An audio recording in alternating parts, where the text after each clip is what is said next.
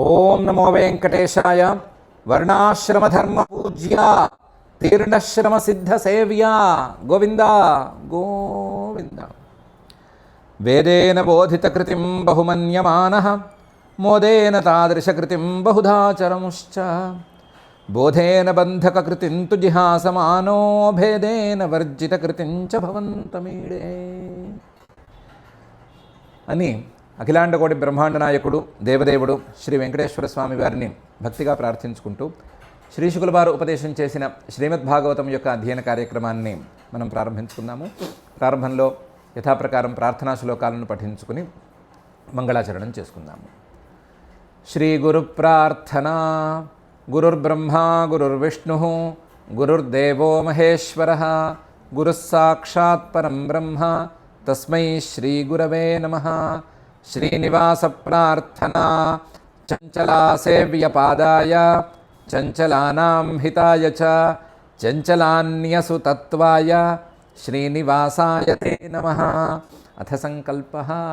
అస్మాకం ఉపాత్త సమస్త దురిత క్షయ ద్వారా బుద్ధిశుద్ధ్యర్థం విద్యాభివృద్ధ్యర్థం భక్తిజ్ఞానవైరాగ్యాది తదనుకూల సర్వసంపత్సమృద్ధ్యర్థం శ్రీపరమేశ్వర ప్రీత్యర్థం శ్రీమద్భాగవత పాఠం కరిష్యామహే.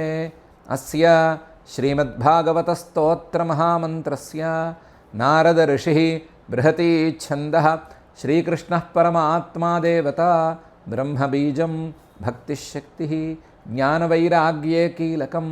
అస్మాకం శ్రీమద్భగవత్ప్రసాదసిద్ధ్యర్థే పాఠే వినియోగः ధ్యానం నారాయణాగుణసులక్షణసత్వమూర్తిం వ్యాసప్రసూతశుకపూజకపుణ్యపూర్తిం ప్రహ్లాదనాదరవచः శమితాంతరార్తిం సన్మందిరం విశతభాగవతం సుకీర్తిం.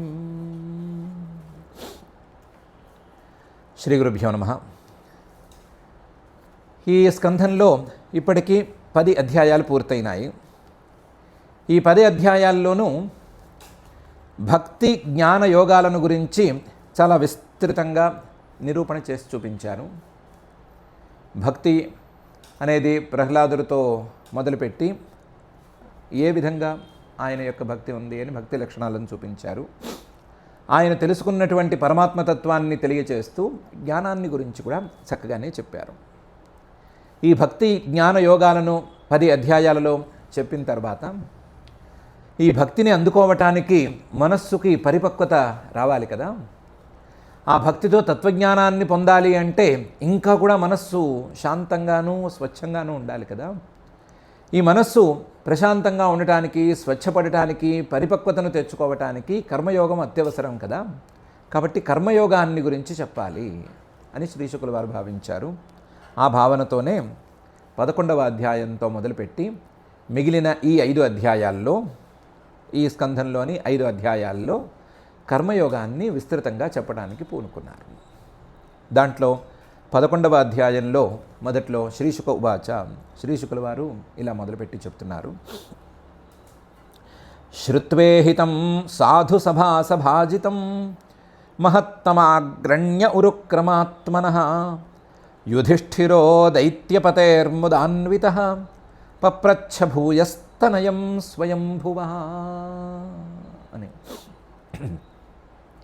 ఎలాగూ గత అధ్యాయం చివరిలో ఇంకా ఏమైనా కావాలంటే చెప్పు, అపరం వదాం కిం అని నారద మహర్షి గారు అన్నారు కదా. దాంతో యుధిష్ఠిర ధర్మరాజు గారు చాలా సంతోషంగా ఆయన్ని అడగటం ప్రారంభించాడు. శ్రుత్వా, అప్పటికి విన్నది చాలా గొప్ప విషయం విన్నాడు. ఏం విషయం విన్నాడు? ఈహితం, క్రియను విన్నాడు. ఎలాంటి క్రియను విన్నాడు? సాధు, చాలా గొప్ప క్రియను విన్నాడు. సభాజితం, సభలలో, గొప్ప గొప్ప సభలలో, పెద్దవాళ్ళందరూ సమావేశమైనటువంటి చోట్లలో సభాజితం, గొప్పగా కీర్తించబడేటువంటి క్రియను విన్నాడు. ఎవరి క్రియ అది? మహత్తమాగ్రణ్య, గొప్పవాళ్ళు, గొప్పవాళ్లలో కల్లా శ్రేష్ఠులు, ఆ శ్రేష్ఠులలో కల్లా ముందు వరుసలో ఉండేటువంటి వాడు అయినటువంటి ప్రహ్లాదుడి యొక్క క్రియ. మహత్తమాగ్రణ్య, ఆయన ఉరుక్రమాత్మన, ఉరుక్రముడు, మొత్తం ప్రపంచమంతా వ్యాపించి ఉండేటువంటి శ్రీమన్మహావిష్ణువు. ఆ శ్రీమన్మహావిష్ణువు మీదే ఆత్మ మనసును నిలబెట్టుకున్నవాడు, ఆయనలో తన ఆత్మను కలిపేసుకున్నటువంటి వాడు. ఉరుక్రమాత్మన. దైత్యపతే అవటానికేమో రాక్షస వంశంలో పుట్టినవాడు, రాక్షసులకు రాజు, కాబోయే రాజు, అయిన రాజు కూడాను. అలాంటి ప్రహ్లాదుడి యొక్క ఈహితం, ఈ క్రియలన్నిటినీ విని ముదాన్విత, చాలా సంతోషపడ్డాడు. ఎవరు? యుధిష్ఠిరుడు. యుధిష్ఠిరో దైత్యపతే ముదాన్విత. ఎలాగూ నారద మహర్షి గారు చెప్పింది సరే, చెప్పాల్సింది ఏమైనా ఉంటే అడుగు, చెప్తానన్నారు కదా, అవకాశం ఇచ్చారు కదా, అందుకని పప్రచ్ఛ, పైన కూడా అడిగాడు. భూయ, ఇంకా పైన అడిగాడు. చెప్పిన దానికి ఒక సంబంధించినటువంటి విషయాన్నే, దానిపై విషయాన్నే అడిగాడు. ఎవరిని అడిగాడు? స్వయంభువ తనయం. స్వయంభూ బ్రహ్మగారు, ఆ స్వయంభువ బ్రహ్మగారి యొక్క తనయం పిల్లవాడైనటువంటి నారద మహర్షి గారిని అడిగాడు. నారద మహర్షి లాంటి బ్రహ్మమానసపుత్రుడు దొరకటం చాలా అరుదు, ఆయన చెప్పటం చాలా కష్టం. అలాంటి వాడు చెప్పవలసిందంతా చాలా విస్తృతంగా చెప్పిన తర్వాత కూడా ఇంకా ఏమైనా ఉంటే అడుగు, నేను చెప్తాను అంటే ఆ అవకాశాన్ని వాడుకోవాలి, అంతే తప్ప తిరస్కరించకూడదు అనే ఉద్దేశంతో, ఇంకా వినాలి అనేటువంటి కుతూహలంతో ధర్మరాజు గారు పైన కూడా అడిగాడు. శ్రుత్వేహితం సాధు సభాజితం మహత్తమాగ్రణ్య ఉరుక్రమాత్మనః యుధిష్ఠిరో దైత్యపతేర్ముదాన్వితః పప్రచ్ఛ భూయస్తనయం స్వయంభువ అనే ఈ శ్లోకంలో ఏమడిగాడు ధర్మరాజు గారు? శ్రీ యుధిష్ఠిర ఉవాచ భగవన్ శ్రోతుమిచ్ఛామి నృణాం ధర్మం సనాతనం వర్ణాశ్రమాచారయుతం యత్ పుమాన్ విందతే పరం అని అడిగాడు. భగవన్, ఓ పూజనీయుడైనటువంటి నారద మహర్షి, శ్రోతుమిచ్ఛామి, నేను వినాలనుకుంటున్నాను. ఏం వినాలనుకుంటున్నాను?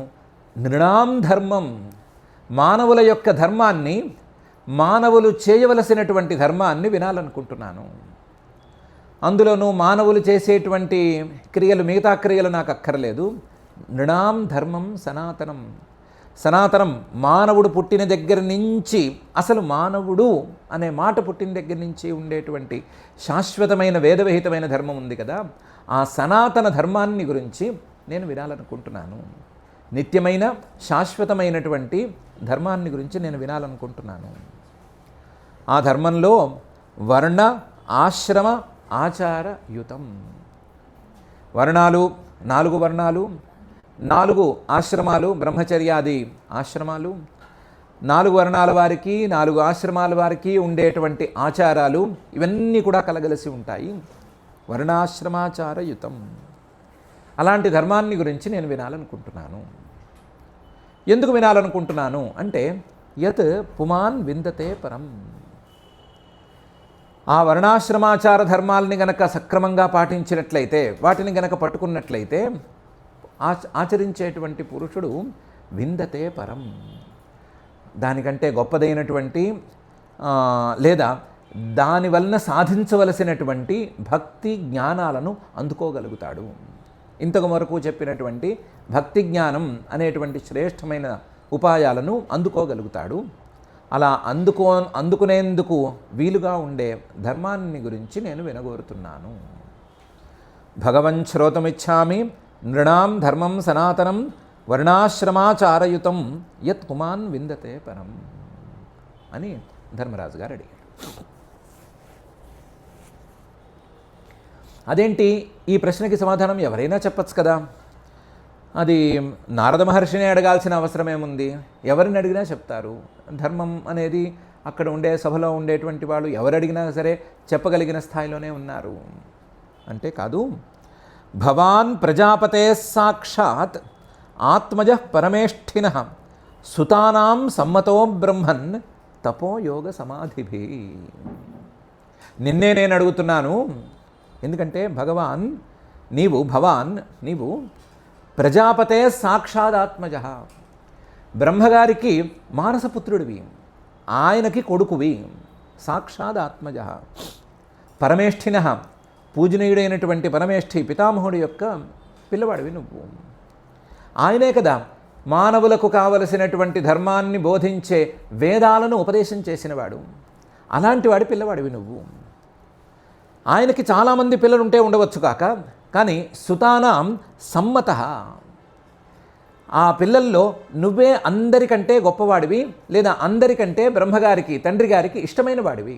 సుతానాం సమ్మత. మిగతా వాళ్ళు ఇష్టం లేరు అని కాదు, మిగతా వాళ్ళు వాళ్ళ తీరు వేరు. నారద మహర్షి గారు ఈయన తీరు వేరు. ఈయన అందరికీ మంచి జరగాలి అని కోరుకునేటువంటి మహానుభావుడు, మహనీయుడు ఆయన. అందువల్ల ఆయనంటే బ్రహ్మగారికి ఇష్టం కూడా ఎక్కువ. సుతానాం సమ్మత. బ్రహ్మన్ తపోయోగ సమాధిభి. తపస్సు, యోగము, సమాధి. తపస్సు అంటే శారీరకమైనటువంటి తపస్సు, ఆలోచనారూపంగా ఉండేటువంటి తపస్సు. యోగం అంటే ఇంద్రియ నిగ్రహం మొదలైనటువంటి అష్టాంగ యోగం. అలాగే సమాధి, ఏకాగ్రత, అలాగే సమాధి స్థితి. ఎప్పుడూ పరమాత్మనే హృదయంలో ఉంచుకుని ఉండటం, ఎప్పుడూ పరమాత్మ మీదే మనస్సును ఉంచుకుని కూడా వ్యవహార ప్రపంచంలో ఉన్నట్లుగా కనిపించటం అనే స్థాయి ఉన్నవాడివి నువ్వు. అందువల్ల ఇలాంటి వాడివి కాబట్టే బ్రహ్మగారికి నువ్వంటే చాలా ఇష్టం. అలాంటి వాడివి కాబట్టే నిన్ను అడుగుతున్నాను నేను అని యుధిష్ఠిరుడు నారద మహర్షినే ఎందుకు అడగాలి అనే ప్రశ్నకి సమాధానం చెప్పాడు. భవాన్ ప్రజాపతే సాక్షాత్ ఆత్మజ పరమేష్ఠిన సుతానాం సమ్మతో బ్రహ్మన్ తపోయోగ సమాధిభి అని. అయినా అది కూడా సరిపోలేదు, ఇది కూడా సరిపోలేదు, ఇంకా కూడా కారణం కావాలి అని అనుకుంటే దానికి సమాధానం చెప్పాడు. నారాయణ పరావిప్రాహ ధర్మం గుహ్యం పరం విదు కరుణా సాధవ శాంతా త్వద్విధ న తథా పరే అని చెప్పేశాడు. నీకు తప్ప మరొకరికి ధర్మం తెలిసేందుకు అవకాశం లేదయ్యా. త్వద్విధ, నీవో లేదా నీలాంటి వారో మీకే ధర్మం తెలియాలి, వారెవరికి ధర్మం తెలియదు. నువ్వు నీలాంటి వాళ్ళు అంటే ఎవరు? నారాయణ పరాహ. ఆ నారాయణుడే పరుడుగా కలిగినటువంటి వాళ్ళు, నారాయణుడినే సర్వకాల సర్వావస్థల్లోనూ గొప్పగా భావించుకుంటూ ఉండేటువంటి వాళ్ళు నారాయణ పరాహ. ఆయన మీదే మనస్సును ఉంచుకున్న వాళ్ళు. విప్రాహ, విద్యావంతులు, విద్యాప్రధానంగా జీవించేటువంటి వాళ్ళు. అందువల్ల ధర్మం గుహ్యం పరం విదుహు, ధర్మాన్ని మీరు తెలుసుకోగలుగుతారు. అందులోనూ గుహ్యమైన ధర్మాన్ని, అందరికీ తెలియనటువంటి ధర్మాన్ని మీరు తెలుసుకోగలుగుతారు. ఆ గుహ్యమైన ధర్మాల్లోనూ శ్రేష్టమైన ధర్మాన్ని, భగవంతుడికి చేరువ చేసేటువంటి ధర్మాన్ని మీరు తెలుసుకోగలుగుతారు. ధర్మం గుహ్యం పరం విదుహు. ఎందుకంటే మీరు కరుణ కలిగిన వాళ్ళు, సాధవ మంచివాళ్ళు, మంచి నడవడిక ఉన్నవాళ్ళు, శాంతాహ శాంతి కలిగినటువంటి వాళ్ళు. ఇంద్రియాల యొక్క ప్రభావం మీలో ఏమీ లేదు. ఏదో లాభం కోసం చేయటం, నష్టం వస్తే ఇంకో రకంగా ఉండటం ఇలాంటి అలవాట్లు మీకు లేవు. అలాంటి వాళ్ళు కాబట్టి మీకే ధర్మం తెలుసు, మీకే ధర్మం తెలుసు, మీరే ధర్మం చెప్పగలరు. నీవు నీలాంటి వాళ్ళు కొంతమంది. త్వద్విధాహ న తథా పరే. నువ్వో నీలాంటి వాళ్ళో కొంతమంది చెప్పాలి, అంతే తప్ప మిగతా వాళ్ళు ఎవరు పడితే వాళ్ళు ధర్మం చెప్తే ఆ ధర్మం అలాగే ఉంటుంది. ఆ ధర్మం ఏదో పై మాటలుగా ఉంటుంది, ఏం పర్వాలేదండి అలాగూ ఉండొచ్చు ఇలాగూ ఉండొచ్చు అన్నట్లు ఉంటుంది. ఆ ధర్మం రహస్యాలను అందులో పేర్చి చెప్పదు, వినేవాడికి ఇంపుగా ఉండేటట్లు చెప్తుంది, లేదా వినేవాడితో తగాదా లేకుండా ఉండేటట్లుగా ఉంటుంది. అంతే తప్ప రహస్యం ఆ వినేవాడికి లాభకరంగాను, లేదా వినేవాడిని కూడా అభ్యున్నతికి తీసుకువెళ్ళేటువంటి రహస్యమయంగాను అది ఉండదు. శ్రేష్టంగానైతే అస్సలు ఉండదు. కాబట్టి మిగతా వాళ్ళు చెప్పే ధర్మం మాకొద్దు, నువ్వు చెప్పే ధర్మమే మాకు ముద్దు అని ధర్మరాజు గారు అన్నాడు. నారాయణ పరావిప్రాహ ధర్మం గుహ్యం పరం విదుహు కరుణాః సాధవః శాంతాః త్వద్విధాః న తథా అపరే అనే ఈ శ్లోకంలో. దానికి సమాధానంగా నారద ఉవాచ, నారద మహర్షి గారు చెప్పారు. నారద మహర్షి గారు నేను నీకు సమాధానం చెప్తాను అని చెప్పే ముందు, నత్వా భగవతేజాయ లోకానాం ధర్మసేతవే వక్ష్యే సనాతనం ధర్మం నారాయణ ముఖాచ్ఛృతం అని ప్రారంభించారు. నారద మహర్షి గారు చాలా సంబరపడ్డారని చెప్పాలి. అందుకని ఎక్కువ వేరే మాటలు మాట్లాడకుండా ఆహా మంచి ప్రశ్న వేసావయ్యా అని మనసులో మాత్రమే అనుకుని, ధర్మం గురించి అడుగుతున్నావు, ధర్మం గురించి అడిగేటప్పుడు చాలా జాగ్రత్తగా ఉండాలి. అందువల్ల నత్వా భగవతే అజాయ, అజాయ మా తండ్రి గారైనటువంటి బ్రహ్మగారికి, భగవతే పూజనీయుడైనటువంటి నా తండ్రి గారికి నత్వా నమస్కారం చేసుకుని నేను ధర్మం గురించి చెప్తాను. నత్వా భగవతే అజాయ, అజాయ పుట్టుక లేనటువంటి ఆ శ్రీమన్నారాయణుడికి, భగవతే అందరికీ పూజనీయుడైనటువంటి మా తండ్రి గారికి కూడా పూజనీయుడైనటువంటి ఆ శ్రీమన్నారాయణమూర్తికి నత్వా నమస్కారం చేసుకుని నేను ధర్మం గురించి చెప్తాను. మా తండ్రి గారు అజుడు, అలాగే పుట్టుక లేనటువంటి ఆ పరమాత్మ కూడా అజుడు. వీళ్ళిద్దరూ కూడా లోకానాం ధర్మసేతవే, ఈ లోకాలకు ధర్మ మర్యాదలను నిలబెట్టిన వాళ్ళు. అసలు ధర్మ మర్యాదలను ప్రారంభించిన వాడు ఆ శ్రీమన్ మహావిష్ణువు. ధర్మ మర్యాదలను వేదోపదేశం ద్వారా కట్టుబాట్లు చేసినవాడు మా తండ్రి గారు. అందువల్ల లోకానాం ధర్మసేతవే నత్వా వక్ష్యే, నేను చెప్తాను. సనాతనం ధర్మం, శాశ్వతమైనటువంటి ధర్మాన్ని గురించి చెప్తాను. ఏదో మధ్యలో ఎవరో వచ్చి ఏదో ఉపదేశం చేస్తే ఆ ఉపదేశాన్ని అందరూ 10 మంది నమ్మి దాన్ని ఆచరిస్తున్న ధర్మం లాంటి ధర్మం కాదు ఇది. మూడు కాలాల్లోనూ నిలిచేటువంటి ధర్మం. అలాంటి సనాతన శాశ్వతమైన ధర్మాన్ని గురించి నేను చెప్తాను. ఈ ధర్మాన్ని నేను మా తండ్రి గారి ముఖం నుంచి విన్నాను, కాదని కాదు, కానీ సాక్షాత్తుగా నారాయణ ముఖాత్ శృతం, నారాయణుడి ముఖం నుండే నేను విన్నాను.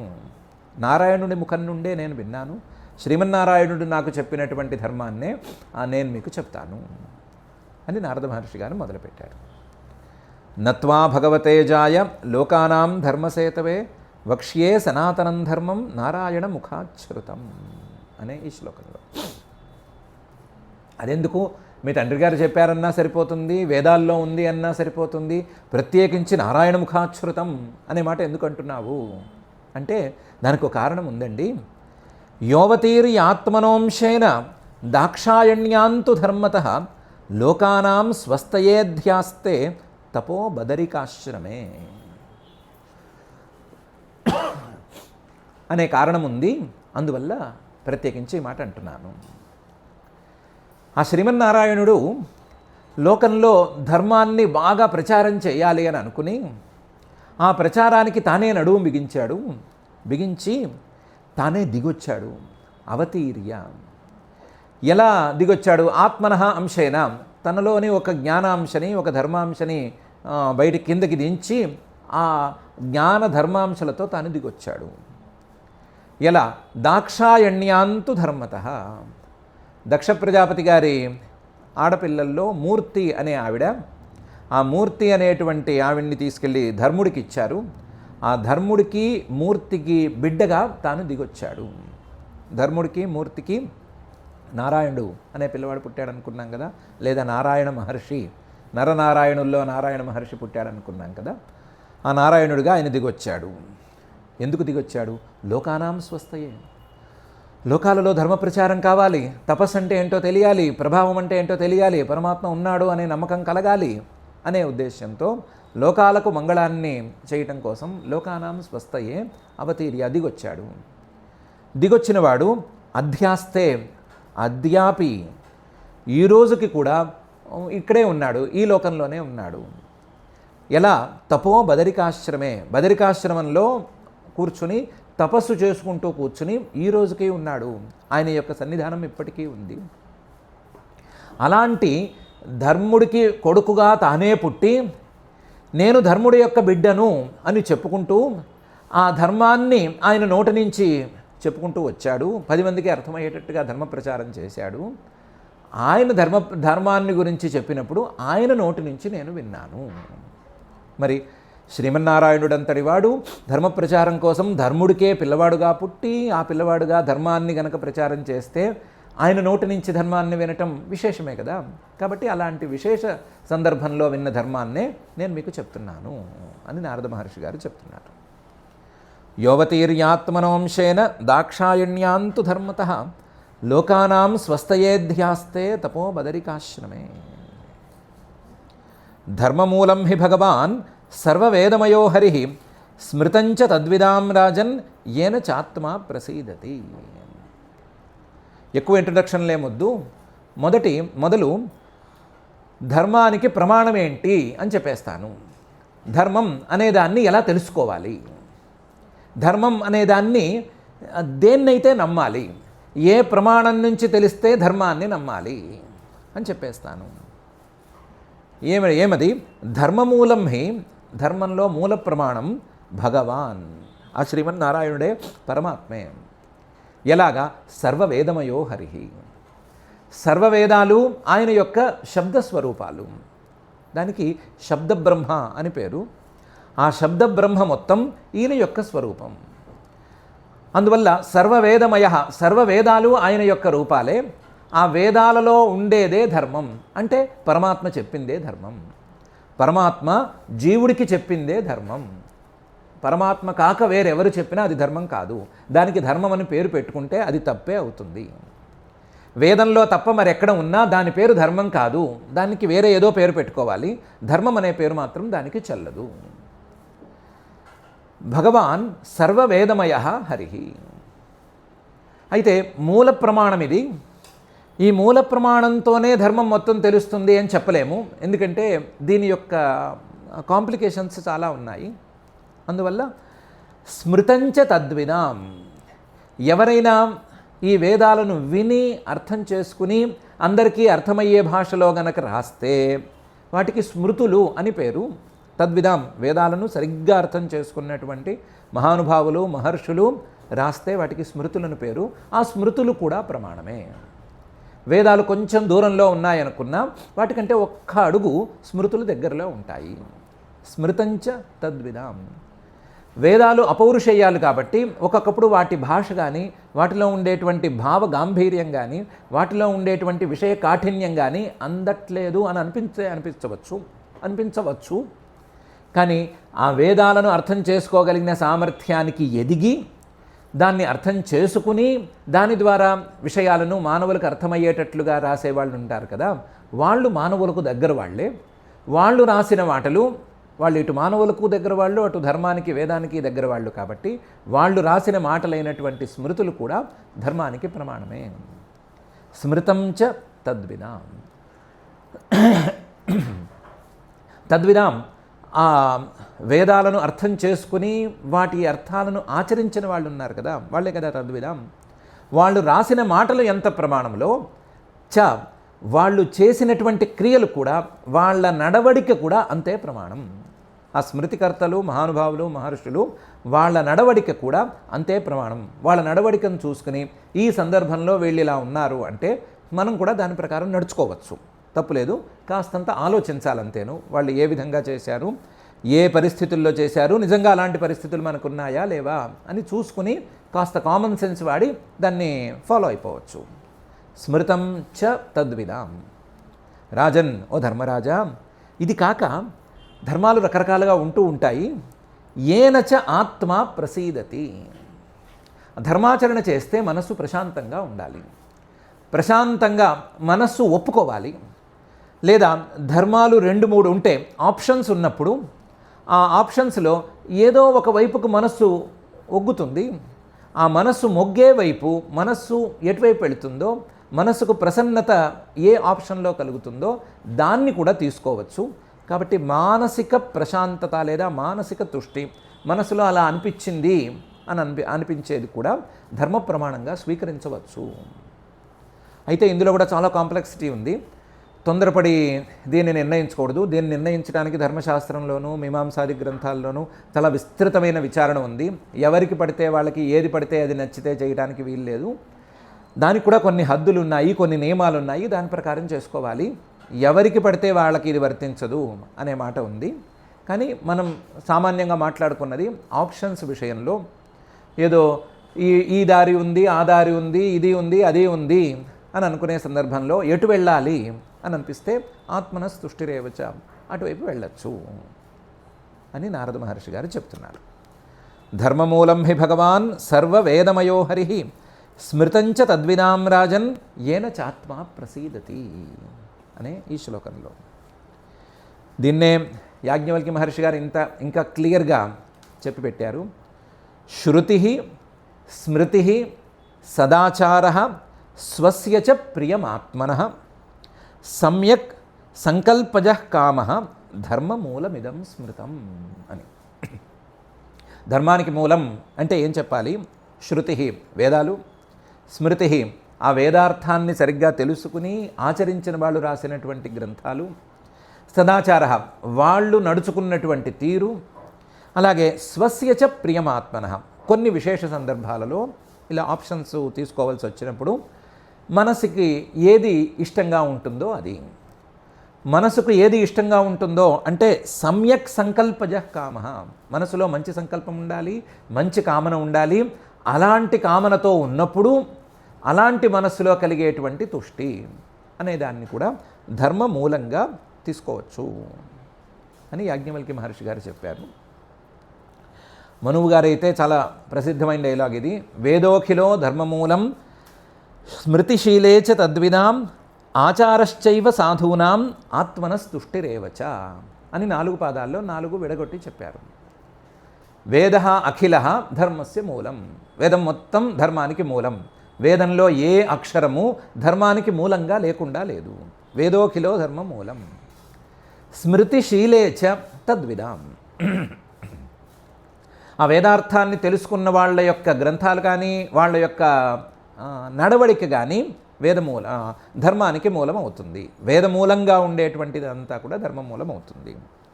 ఆచారశ్చైవ సాధూనాం, వేదాన్ని ప్రమాణంగా ఒప్పుకుని స్మృతుల్ని ప్రమాణంగా ఒప్పుకుని ధర్మం కోసం నడుచుకునేటువంటి, ధర్మం కోసం జీవితాన్ని సమర్పణ చేసేటువంటి వాళ్ళ యొక్క ఆచరణ కూడా ప్రమాణంగానే ఉండొచ్చు. అలాగే ఆత్మనస్తుష్టిరేవచ, కొన్ని సందర్భాల్లో ఆత్మసంతృప్తి అనేది కూడా ధర్మం మూలం అవుతుంది. ఎప్పుడు అనే దాని గురించి 2-3 సార్లు ఇప్పటికే మాట్లాడుకున్నాం. ఇది మనువు గారు చేసి పెట్టినటువంటి విభాగం. దీన్నే నారద మహర్షి గారు ధర్మమూలం హి భగవాన్ సర్వవేదమయో హరి స్మృతంచ తద్విదాం రాజన్ ఏన చాత్మా ప్రసీదతి అనే ఈ శ్లోకంలో చెప్తున్నారు. ముందు 5 శ్లోకాల్లో మనుష్య సాధారణ ధర్మాలన్నిటినీ వరుసగా చెప్పుకుంటూ వస్తున్నారు. సుమారుగా 30 ధర్మాలు. ఆ 30 ధర్మాలని నారద మహర్షి గారు చెప్పుకుంటూ వస్తున్నారు. సత్యం, దయా, తపః, శౌచం, తితిక్ష, ఈక్ష, శమః, దమః, అహింసా, బ్రహ్మచర్యం చ, త్యాగః, స్వాధ్యాయః, ఆర్జవం అనే మొదటి శ్లోకంలో 13 చెప్తున్నారు. సత్యం నిజమే పలకటము, ఆ పలికిన దాన్నే చేయటము. దయ సర్వభూతాల మీద దయతో ఉండటము, ప్రాణులన్నిటి మీద దయగా ఉండటము. తపః తపస్సు చేసుకుంటూ ఉండటం, ఉపవాసాది తపస్సులు. శరీరాన్ని నియంత్రించేటువంటి, శరీరానికి కాస్తంత బుద్ధి చెప్పేటువంటి, శరీరానికి కష్టం కలిగించేటువంటి తపస్సులు చేసుకుంటూ ఉండటము. శౌచం శుచిగా ఉండటం, స్నానాదులు పానాదులు, ఎంగిలి అనేది ముట్టుకుంటే చేతులు కడుక్కోవటం, అదేదో వాళ్ళెవరో చేసుకుంటారు అని అనుకోకుండా అందరికీ ధర్మమే శౌచం. తితిక్ష శీతోష్ణాది ద్వంద్వ సహనం, ఇది అందరికీ ధర్మమే. ఈక్ష అసలు ఆలోచనా పద్ధతిలో కూడా సరిగ్గా ఆలోచించటం, వివేకం, ఆత్మానాత్మ వివేకం, ఇలాంటివన్నీ కూడా అందరికీ సాధారణ ధర్మాలే. శమః మనసును నిగ్రహించుకోవటం, దమః ఇంద్రియాలను నిగ్రహించుకోవటం, అహింస విహితమైన హింస కాక అసలు ఏ రకమైన హింస చేయకుండా ఉండటం, కుదిరితే ఏ హింసకు పాల్పడకుండా ఉండటం, కుదిరితే పై స్థాయిలో. బ్రహ్మచర్యంచ అయిన వాళ్ళకి ఒక రకమైన బ్రహ్మచర్యం, బ్రహ్మచర్యాశ్రమంలో ఉండే వాళ్ళకి ఒక రకమైన బ్రహ్మచర్యం, మిగతా వాళ్ళకి మరొక రకమైన బ్రహ్మచర్యం అనే రీతిలో ఉండేటువంటి బ్రహ్మచర్యం. త్యాగ దానం మొదలైనటువంటివి. స్వాధ్యాయ ఉచితమైనటువంటి మంత్ర జపం. ఉచితం అంటే ఫ్రీ అనుకున్నారు, ఫ్రీ కాదు. ఉచితం అంటే ఎవరెవరికి ఏ ఏ మంత్రాలు చేయటం మంచిదో ఆ మంత్రాలను జపం చేయటం. లేకపోతే ఎవరు ఏ మంత్రాన్ని పడితే ఆ మంత్రాన్ని జపం చేస్తే అది రాంగ్ మెడిసిన్ తీసుకున్నట్టుగా వేరే ఫలితాన్ని ఇచ్చే ప్రమాదం ఉంది. కాబట్టి స్వాధ్యాయ వాళ్లకు యోగ్యమైనటువంటి మంత్రాలను వాళ్ళు జపం చేసుకోవటం. ఆర్జవం కుటిలత్వం లేకుండా, వక్రత్వం లేకుండా రుజువుగా ఉండటం, రుజు ప్రవర్తనతో ఉండటం అనేవి 13 మానవులందరికీ సామాన్య ధర్మాలు. సత్యం, దయా, తపః, శౌచం, తితిక్ష, ఈక్ష, శమః, దమః, అహింసా, బ్రహ్మచర్యంచ, త్యాగః, స్వాధ్యాయః, ఆర్జవం అని 13. సంతోషః, సమదృక్సేవా, గ్రామ్యేహోపరమః శనైః, నృణాం విపర్యయేహేక్ష, మౌనం, ఆత్మ విమర్శనం అనేవి ఇంకొన్ని మనుష్య సాధారణ ధర్మాలు. సంతోష, ఉన్నదాంతో సంతోషపడటం, ఉన్నదాంతో తృప్తి పడటం. సమదృక్ సేవ, ఎవరైనా తత్వజ్ఞానులు, మంచివాళ్ళు, పెద్దవాళ్ళు, విద్వాంసులు ఉంటే వాళ్ళను సేవించుకోవాలని అనుకోవటం, వాళ్లకు సేవలు చేసుకోవటం, లిటరల్లీ శారీరకంగా కూడా వాళ్లకు సేవలు చేసుకోవటం. గ్రామ్యేహోపరమః, అక్కర్లేని కోరికల నుండి బయటకు రావటం, అక్కర్లేని క్రియల నుండి బయటికి రావటం. గ్రామ్య ఈహ ఉపరమః, అది కూడా తొందరపడక్కర్లేదు. శనైహి, నిదానంగా బయటికి రావటం. మనస్సును నిగ్రహించుకోవటం అంత సులభమైన పని కాదు. కాబట్టి శనైహి, నిదానంగానే మళ్ళీ మరొకసారి అటువైపు వెళ్లకుండా మరలి రావటం. అలాగే నృణాం విపర్యయేహేక్ష, అసలు మనిషి అన్నవాడు వ్యర్థంగా కాలక్షేపం ఎక్కడ చేస్తున్నాడు, మనిషి అన్నవాడు వేస్ట్గా ఎక్కడ పనులు చేస్తున్నాడు, ఏ పనులు చేస్తున్నాడు అని ఆలోచించటం, ఇది కూడా ఒక ధర్మం. నృణాం విపర్యయ ఈహ ఈక్ష, విపర్యయాలు అంటే అక్కర్లేనివి, అలాంటి అక్కర్లేని ఈహలు, క్రియలు, వాటిని గురించి ఈక్ష, ఆలోచించుకోవటం, నిర్ణయించుకోవటం. మౌనం, మౌనంగా ఉండటం, కనీసం మాట్లాడక్కర్లేని సందర్భాల్లోనైనా సరే మౌనంగా ఉండటం, చాటర్ బాక్స్లో ఉండకుండా, వాగుడుకాయలా ఉండకుండా ఉండటం. ఆత్మ విమర్శనం, ఆత్మానాత్మ వివేకం కోసం ఆలోచన చేసుకోవటం అనేవి కూడా ధర్మాలు. సంతోష, సమదృక్సేవ, గ్రామ్యేహోపరమః శనైః, నృణాం విపర్యయేహేక్ష, మౌనం, ఆత్మ విమర్శనం అని మరొక 6, 13, 6, 19 ధర్మాలను గురించి చెప్పారు. ఇది కాక అన్నాద్యాదే సంవిభాగః భూతేభ్యశ్చ యథార్హతః తేష్వాత్మదేవతాబుద్ధి సుతరాం నృషు పాండవ అని కూడా కొన్ని ధర్మాలను కలిపారు. అన్నాద్యాదేహే సంవిభాగః, అన్నం అంటే తినటానికి యోగ్యమైంది, ఆద్యం అంటే నోట్లోకి వెళ్ళిపోయింది, ఇంకేముంది ఖచ్చితంగా తినచ్చు అని అనుకున్నవి. అన్నం అంటే సుమారుగా బియ్యం కూడా అన్నం కిందకే వచ్చేస్తాయి. ఆద్యం అంటే వండిన బియ్యమే ఆద్యం కిందకు వస్తుంది, లేదా అన్నాద్యం అనే పదం కిందకు వస్తుంది. ఎవరికైనా బియ్యం లాంటివి, వడ్లు లాంటివి ఇచ్చుకోవచ్చు, లేదా వండి అన్నమైనా పెట్టుకోవచ్చు. అన్న ఆద్యాదేహే లేదా అన్నాద్యాదేహే సంవిభాగః, అందులో విభాగం కూడా చేసి పెట్టుకోవచ్చు. ఎవరికి అందవలసింది ఏమిటి, పక్షులకి వాటికి అందాల్సింది ఎంత, పశువులకి వాటికి అందాల్సింది ఎంత, వాటికి గడ్డి ఎంత మిగల్చాలి, వీటికి ధాన్యం ఎంత మిగల్చాలి, మనుషులకి ఎంత పెట్టుకోవాలి అని భూతేభ్యశ్చ, ఆయా ప్రాణులకి యథార్హత, వాటి యోగ్యతను బట్టి ఇచ్చుకోవచ్చు. మరి కుక్కల్ని, నక్కల్ని పిలిచి ఇంట్లో విస్తళ్ళేసి అన్నాలేం పెట్టనక్కర్లేదు. అవి తినేటట్లుగా 4 ముద్దలు బయట పారేసినా చాలు, అలా కూడా చాలు. మరి కుక్కలకు అన్నం పెట్టాలి కదా అని చెప్పి ఊళ్ళో అక్కర్లేని ఈ గ్రామసింహాలను పెంచాల్సిన అవసరం కూడా ఏమీ లేదు. వాటిని బతకనిస్తే కూడా చాలు, వాటికి ఆహారం అందేటట్లు ఏర్పాట్లు చేసుకుంటే చాలు. భూతేభ్యశ్చ యథార్హత. కానీ దానికంటే ఉత్తమం తేషు ఆత్మదేవతా బుద్ధి, ఆయా ప్రాణుల్ని తనతో సమానంగా చూసుకోవటం, ఆయా ప్రాణుల మీద దేవతా బుద్ధిని కలిగి ఉండటం. అవన్నీ దేవతా స్వరూపాలు. కుక్కను చూస్తే కాలభైరవుడు అని అనుకోవటం, లేదా గోవును చూస్తే అబ్బో సమస్త దేవతా స్వరూపం అని అనుకోవటం, ఇంకో ప్రాణిని చూస్తే ఇంకో దేవతా బుద్ధి, లేదా అసలు ప్రాణులన్నీ పరమాత్మ యొక్క అంశాలు అని అనుకోవటం అనేది కూడా ఒక ధర్మం. తేషు ఆత్మదేవతా బుద్ధి. అందులోనూ ఈ ప్రాణుల్లో శ్రేష్ఠుడైనటువంటి మానవుడి మీద సుతరాం దృషు పాండవ, మానవుల మీద ఇంకా దేవతా బుద్ధి. మానవులలో ఇంకా పైవాళ్ళు, తల్లిదండ్రులు, గురువులు, పెద్దవాళ్ళు, విద్వాంసులు, పండితులు, వీళ్ళని చూస్తే అమ్మో వీళ్ళు మహాదేవతలు, వీళ్ళు గొప్పవాళ్ళు, వీళ్ళని చూస్తే మనం దండం పెట్టాలి, వినయంగా ఉండాలి, దండం పెట్టి మోసం చేయకూడదు, దండం పెట్టి మెన్నుపోట్లు పొడవకూడదు, దండం పెట్టి వినయంగా ఉండాలి, ఏదో చేస్తే ఉపకారం చేయకపోతే అపకారం చేయకుండా ఉండటం అన్నట్లుగా ఉండాలి అనే ఆలోచన చేసుకోవాలి. సుతరాం ఇంకా ఎక్కువగా అనేది కూడా ధర్మం కిందకే వస్తుంది. అన్నాద్యాదే సంవిభాగ భూతేభ్యశ్చ యథార్హత తేష్వాత్మదేవతా బుద్ధి సుతరాం నృషు పాండవ అని నారద మహర్షి గారు 2 ధర్మాలని ఈ శ్లోకంలో చెప్పాడు. 2, 3, 4 వస్తాయి ఇవి. 19, 2, 21 ధర్మాలు ఇప్పటికీ పూర్తయినాయని అనుకుంటే, శ్రవణం కీర్తనం చాస్య స్మరణం మహతాంగతే సేవేజ్యావనతిర్దాస్యం సఖ్యమాత్మసమర్పణం అని అష్టవిధ భక్తులు, అష్టధర్మాలు ఉన్నాయి అని చెప్తున్నారు. శ్రవణం, అస్య ఆ పరమాత్మను గురించి శ్రవణం వినటం, కీర్తనం ఆయన్ని గురించి గొప్పగా చెప్పుకోవటం, అస్య స్మరణం ఆయన్ని స్మరణం చేసుకోవటం, మహతాంగతే చాలా గొప్ప గొప్ప వాళ్ళకి గతిగా ఉండేటువంటి ఆ పరమాత్మను స్మరించుకోవటం అనేటువంటిది కూడా ధర్మము అలాగే భక్తి రెండిటి కిందకి వస్తుంది. సేవ, ఆయనకు సేవలు చేసుకోవటం, ఆయనకు కావాల్సినటువంటి ఊడిగం చేయటం, ఊడిగం అంటారు. ఆయనకు కావాల్సిన అభిషేకానికి కావాల్సిన నీళ్లు పట్టి పెట్టడం, పూలు కోయటం, లేదా ఆయన ప్రాంతాన్ని శుభ్రం చేయటం, ఇలాంటివన్నీ సేవల కిందకు వస్తాయి.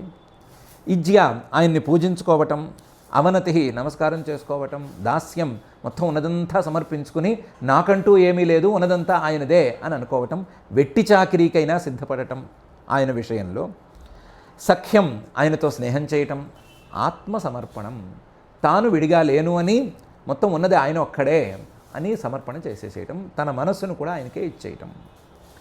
శ్రవణం కీర్తనం చాస్య స్మరణం మహతాంగతే సేవేజ్యావనతిర్దాస్యం సఖ్యం ఆత్మసమర్పణం అనేటువంటివి కూడా ఈ 8 కూడా మహాధర్మాల కిందకు వస్తాయి.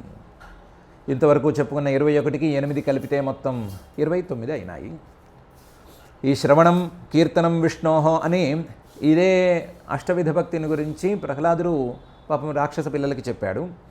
ఆ ప్రహ్లాదుడు ఏ మాట చెప్పాడో అదే మాటను నారద మహర్షి గారు తన మాటగా కూడా చెప్తున్నాడు. ఇద్దరు అక్షరాలు మార్చారు అంతేను. ఆయనేమో శ్రవణం కీర్తనం విష్ణోహ అన్నాడు, ఈయనేమో శ్రవణం కీర్తనం చాస్య అని అన్నాడు. ఈయన చెప్పిన మాట ఆయన చెప్పాడనటానికి ఇది కూడా ఒక నిదర్శనం. ఇది కాక నృణామయం పరోధర్మ సర్వేషాం సముదాహృత త్రింశల్లక్షణవాన్ రాజన్ సర్వాత్మా ఏన తుష్యతి. ఇది ఈ భక్తి లక్షణం అనేది ఉంది కదా, ఈ భక్తి లక్షణం అనేటువంటి ధర్మం నృణాం అయం పరోధర్మ, మానవులకి ఇది చాలా గొప్ప ధర్మం. లేదా అసలు 30 ధర్మాలు కూడా 29 మనకు లెక్క తేలినాయి, ఒకదాన్నో 2 దాన్నో ముక్కలు చేస్తే 30 వచ్చేస్తాయి. ఆ 30 లక్షణాలతో ఉండేటువంటి 30 రకాలుగా ఉండేటువంటి ధర్మాలు ఉన్నాయి కదా, ఇవి పరోధర్మ చాలా గొప్ప ధర్మాలు. సర్వేషాం సముదాహృత, నృణాం సర్వేషాం మానవులందరికీ కూడా సమానంగా ఉండేటువంటి ధర్మాలు. త్రింశల్లక్షణవాన్ రాజన్, 30 ధర్మాలు ప్రధానమైన ధర్మాలు ఇవి. రాజన్, ఓ ధర్మరాజా, ఈ ధర్మాచరణ చేసుకున్నట్లయితే సర్వాత్మకుడైనటువంటి ఆ పరమాత్మ తుష్యతి సంతోషిస్తాడు. ఈయన ఈ ధర్మాచరణతో ఈ 30 రకాలుగా ఉండేటువంటి ధర్మాన్ని ఆచరించడంతో సర్వాత్మకుడైనటువంటి ఆ పరమాత్మ సంతోషిస్తాడు. అలాంటి ధర్మాలు ఇవి. నృణామయం పరోధర్మ సర్వేషాం సముదాహృత త్రింశల్లక్షణవాన్ రాజన్ సర్వాత్మా ఏన తుష్యతి అనే ఈ శ్లోకంలో నారద మహర్షి గారు చెప్తున్నారు. ఇవి మానవులకి సాధారణ ధర్మాలైతే వర్ణాశ్రమ ధర్మాలు కూడా ఉన్నాయి, వాటిని ఒప్పుకోవాలి. వర్ణాశ్రమ ధర్మాలను ఆచరణకు ఖచ్చితంగా అంగీకరించి తీరాలి, అప్పుడే అందరికీ అభ్యున్నతి అనే విషయాన్ని చెప్పడం కోసం, వర్ణాశ్రమాలను నిర్ణయించడం కోసం పైన మళ్ళీ శ్లోకాలను ప్రారంభిస్తున్నారు. సంస్కారా యత్ర ఆవిచ్ఛిన్నాః సద్విజోజో జగాదయం ఇజ్యాధ్యయన దానాని విహితాని ద్విజన్మనాం జన్మ కర్మావదాతానాం క్రియాశ్చాశ్రమ చోదితాః అనే శ్లోకంతో ప్రారంభించి, సంస్కారాః యత్ర అవిచ్ఛిన్నాః, అందులో వర్ణాలను 4 వర్ణాలుగా చెప్పడం కద్దు. బ్రాహ్మణ, క్షత్రియ, వైశ్య, శూద్రులు అని 4 వర్ణాలుగా చెప్తారు. ఆ 4 వర్ణాలను 2గా విభాగం చేసుకోవచ్చు, ద్విజులు, అద్విజులు అని. అంటే ఉపనయన సంస్కారం ఉన్నవాళ్ళు, ఉపనయన సంస్కారం అక్కర్లేకుండా కూడా వాళ్ళ స్వధర్మంతో పైకి రాగలిగిన వాళ్ళు అని ఇద్దరిని విభాగం చేసుకోవచ్చు. అందులో మొదలు ద్విజులు, వాళ్ళ యొక్క లక్షణం సంస్కారాః యత్ర అవిచ్ఛిన్నాః. ఈ ద్విజులకి చెప్పినటువంటి సంస్కారాలన్నీ కూడా ఎక్కడైతే అవిచ్ఛిన్నంగా ఒకళ్ళ తర్వాత ఒకళ్ళకి తల్లిదండ్రులకి సంస్కారాలు, తర్వాత పిల్లలకి సంస్కారాలు, మళ్ళీ వాళ్ళ పిల్లలకి సంస్కారాలు అని అవిచ్ఛిన్న పరంపరతో వస్తూ ఉంటాయో అటువంటి వాళ్ళని ద్విజాః అని చెప్పుకోవచ్చు. సంస్కారాః యత్ర అవిచ్ఛిన్నాః సద్విజః. అజః బ్రహ్మగారే లేదా సాక్షాత్తు పరమాత్మే జగాదయం ఈ ద్విజ జాతిని గురించి చెప్పాడు. ఈ విభాగాన్ని గురించి సాక్షాత్తు పరమాత్మే చెప్పాడు. ఆయన చెప్పినప్పుడు ఇదే మాట చెప్పాడు. సంస్కారాలు ఎక్కడైతే అవిచ్ఛిన్నంగా వస్తూ ఉంటాయో దాన్ని ద్విజ జాతిగా ఒప్పుకోవాలయ్యా అని చెప్పాడు. వాళ్ళకి ఇలా సంస్కారాలు అవిచ్ఛిన్నంగా వచ్చినటువంటి ఈ ద్విజ జాతి వారికి ఇజ్యా అధ్యయన దానాని విహితాని ద్విజన్మన. ఇజ్యా యాగం చేయటము, అధ్యయనం వేదాధ్యయనం చేయటము, దానం చేయటము అనే ఈ మూడు ప్రధాన ధర్మాలుగా వర్ణధర్మాలుగా చెప్పారు. విహితాని ద్విజన్మన. ఈ ద్విజాతులకి రెండుసార్లు పుట్టే ఉపనయన సంస్కారం ఉన్నటువంటి వారికి ఈ మూడు ప్రధాన ధర్మాలు. కాకపోతే జన్మ కర్మావదాతానాం క్రియాశ్చ ఆశ్రమచోదితా. వీళ్ళ యొక్క జన్మ పరిశుద్ధంగా ఉండాలి, అంటే సంస్కారపూతంగా ఉండాలి. సంస్కారాలన్నీ వరుసగా జరగాలి, ఏ సంస్కారాన్ని తప్పించుకోకూడదు. అలా గనక జన్మ ఉన్నట్లయితే జన్మతః శుద్ధి.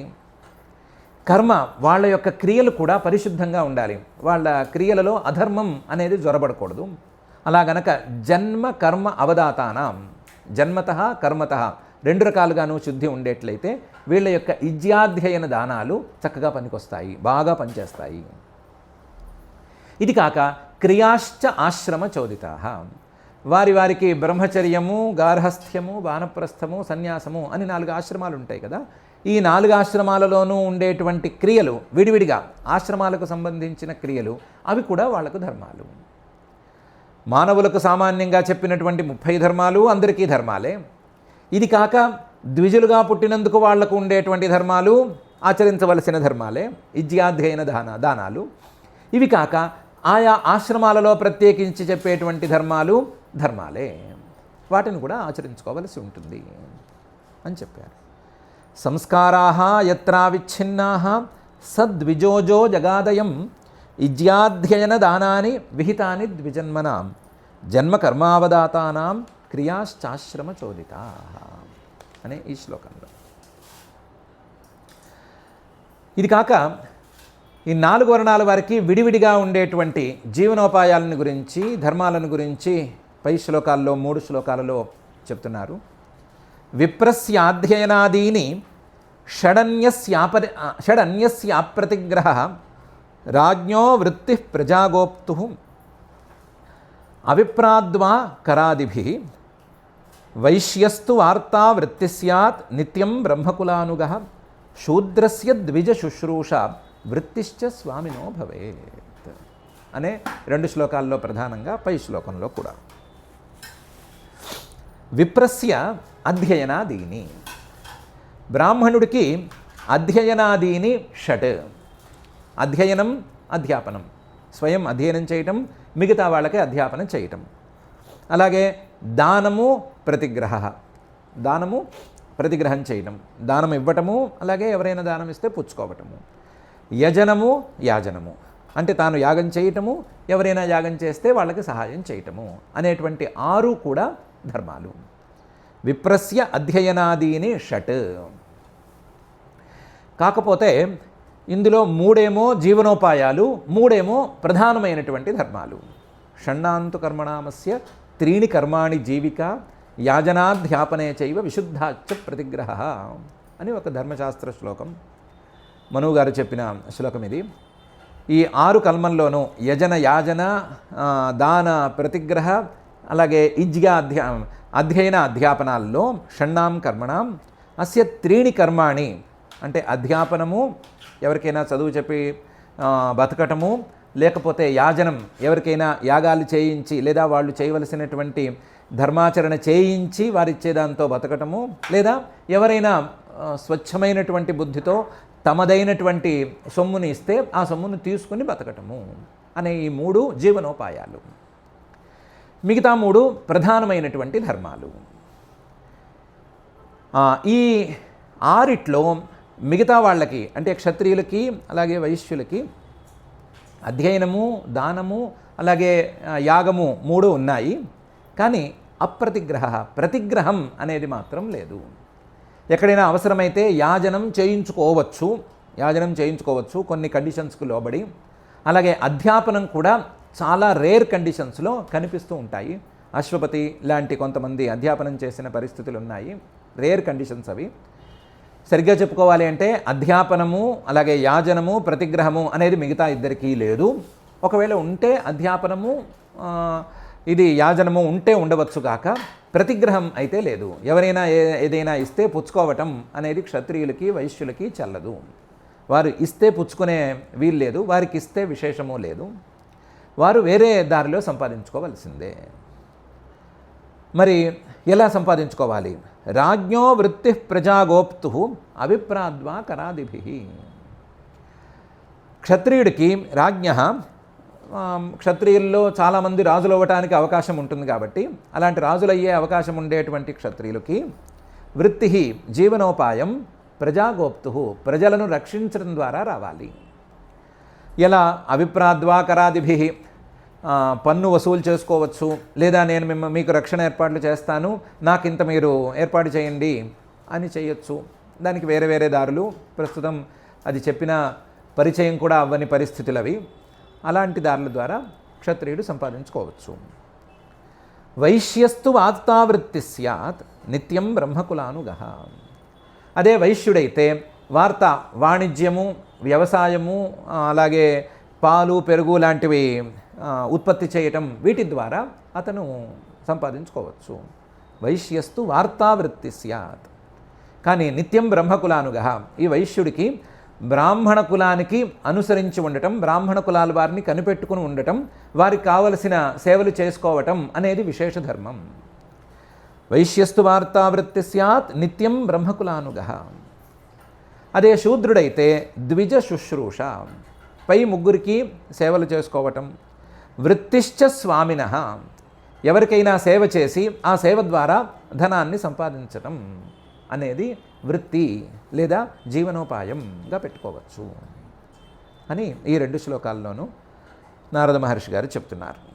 విప్రస్య అధ్యయనాదీని షడన్యస్య అప్రతిగ్రహ రాజ్ఞో వృత్తి ప్రజాగోప్తు అవిప్రాద్వా కరాదిభిః వైశ్యస్తు వార్తావృత్తి స్యాత్ నిత్యం బ్రహ్మకులానుగః శూద్రస్య ద్విజ శుశ్రూష వృత్తిశ్చ స్వామినో భవేత్ అనేటువంటి ఈ 2 శ్లోకాల్లోనూ.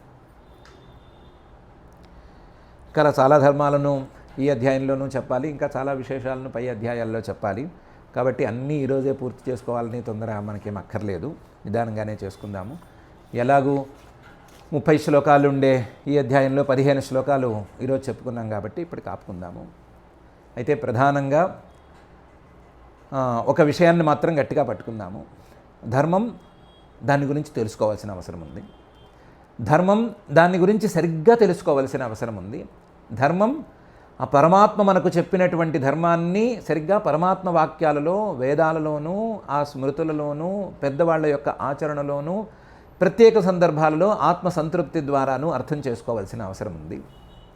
ధర్మం అనేదాన్ని పరం, చాలా గొప్పగాను, గొప్ప భక్తి జ్ఞానాలకు సోపానంగాను అర్థం చేసుకోవాల్సిన అవసరం ఉంది. ధర్మం అనేది ఎవరికి వారికి అందరికీ ఉండేదే అని అర్థం చేసుకోవాల్సి ఉంది. ధర్మం అనేది సామాన్య రూపంలోనూ, విశేష రూపంలోనూ, జన్మతః, కర్మతః, ఆశ్రమం ద్వారాను, వర్ణం ద్వారాను రకరకాలుగా రకరకాల విశేషాలతో మనకు సంక్రమిస్తే వాటన్నిటినీ తీరవలసిందే అనే తీరులో అర్థం చేసుకోవలసి ఉంది. ఎప్పటికీ ధర్మాన్ని విడిచిపెట్టి మనం నడుచుకుంటాము అంటే మాత్రం చల్లదు అనే మాట అర్థం చేసుకోవలసి ఉంది. ధర్మం వల్ల మనం అభివృద్ధికి నోచుకుంటామే తప్ప మనం పాడైపోము అని అర్థం చేసుకోవాల్సిన అవసరం ఉంది. వీటన్నిటిని అర్థం చేసుకుని ధర్మాన్ని ఈ తీరులో అర్థం చేసుకుని మాకు ఇలా చెప్పారేమి, మాకు అలా చెప్పలేదేమి, ఫలానా వాడికి ఎక్కువగా ఉందా తక్కువగా ఉందా, నాకేమైనా ఇందులో అన్యాయం జరిగిందా, ఏమైనా ఆస్తి పంపకాల్లో నాకేమన్నా ₹1 తక్కువ వచ్చిందా, ఇలాంటి భావనలు ఏమీ చేయకుండా ధర్మం అనేది మనకు దక్కిన ఆస్తి, ఆ ఆస్తిని మనం చక్కగా పెంచుకుని ఆ ఆస్తిని మనమే ఉపయోగకరంగా మార్చుకుని మనమే అభివృద్ధిలోకి రావాలి అనే నిర్ణయం తీసుకోవాల్సిన అవసరం ఉంది. ఈ నిర్ణయం తీసుకుని అఖిలాండకోటి బ్రహ్మాండ నాయకుడు దేవదేవుడు శ్రీ వెంకటేశ్వర స్వామి వారిని భక్తిగా ధర్మాచరణ చేయించమని ప్రార్థించుకుంటూ, ధర్మాచరణ ద్వారా మనకి అభివృద్ధిని ప్రసాదించమని ప్రార్థించుకుంటూ ఈ రోజుకి పారాయణ కార్యక్రమాన్ని మనం ప్రారంభించుకుందాము. అథ శ్రీమద్భాగవతే పారమహంస్యాం సంహితాయాం సప్తమస్కంధే ఏకాదశాధ్యాయే శ్లోకాః. శ్రీశుక ఉవాచ శ్రుత్వేహితం సాధు సభాజితం మహత్తమాగ్రణ్య ఉరుక్రమాత్మనః యుధిష్ఠిరో దైత్యపతేర్ముదాన్వితః పప్రచ్ఛ భూయస్తనయం స్వయంభువః. శ్రీయుధిష్ఠిర ఉవాచ భగవన్ శ్రోతుమిచ్ఛామి నృణాం ధర్మం సనాతనం వర్ణాశ్రమాచారయుతం యత్పుమాన్ విందతే పరం. భవాన్ ప్రజాపతే సాక్షాత్ ఆత్మజః పరమేష్ఠినః సుతానాం సమ్మతో బ్రహ్మన్ తపో యోగ సమాధిభిః నారాయణపరా విప్రాః ధర్మం గుహ్యం పరం విదుః కరుణాః సాధవః శాంతాః త్వద్విధా న తథా పరే.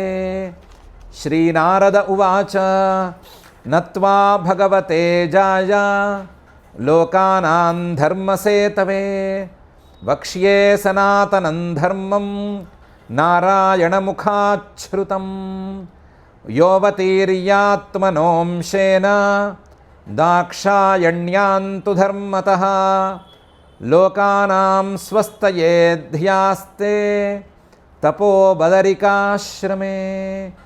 ధర్మమూలం హి భగవాన్ సర్వవేదమయో హరిః స్మృతం చ తద్విదాం రాజన్ येन चात्मा प्रसीदति. सत्यं दया तपः शौचं तितिक्षेक्षा शमोदमः अहिंसा ब्रह्मचर्यं च त्यागस्वाध्याय आर्जवं संतोषः समदृक्सेवा ग्राम्ये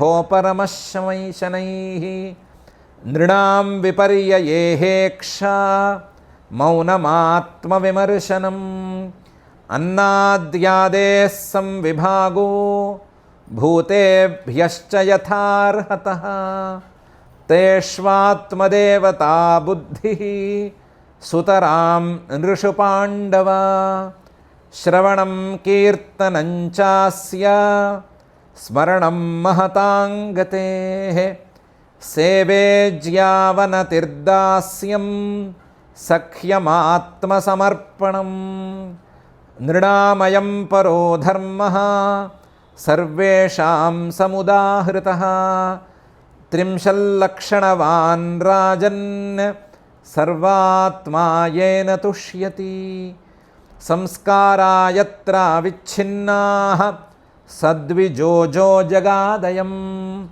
इज्याध्ययनदानादि विहितानि द्विजन्मनां जन्मकर्मावदातानां क्रियाश्चाश्रमचोदिताः विप्रस्याध्ययनादीनि षडन्यस्या प्रतिग्रहः राज्ञो वृत्तिः प्रजागोप्तुः अविप्राद्वाकरादिभिः वैश्यस्तुमार्ता वृत्तिः स्यात् नित्यं ब्रह्मकुलानुगः शूद्रस्य द्विजशुश्रूषा वृत्तिश्च स्वामिनो भवेत् इति श्रीमद्भागवते पारमहंस्यां संहितायां सप्तमस्कन्धे ఏకాదశాధ్యాయే శ్లోకాః. అథ క్షమా ప్రార్థనా యదక్షరపదభ్రష్టం మాత్రాహీనం చ యద్భవేత్ తత్సర్వం క్షమ్యతాం దేవ నారాయణ నమోస్తుతే. అథ భగవత్సమర్పణం కాయేన వాచా మనసేంద్రియైర్వా బుద్ధ్యాత్మనా వా ప్రకృతే స్వభావాత్ కరోమి యద్యత్ సకలం పరస్మై నారాయణాయేతి సమర్పయామి. అథ లోకక్షేమ ప్రార్థనా సర్వే భవంతు సుఖినః సర్వే సంతు నిరామయాః సర్వే భద్రాణి పశ్యంతు మా కశ్చిద్ దుఃఖభాగ్ భవేత్. అథ మంగళం శ్రియః కాంతాయ కళ్యాణ నిధయే నిధయేర్థినాం శ్రీవేంకటనివాసాయ శ్రీనివాసాయ మంగళం.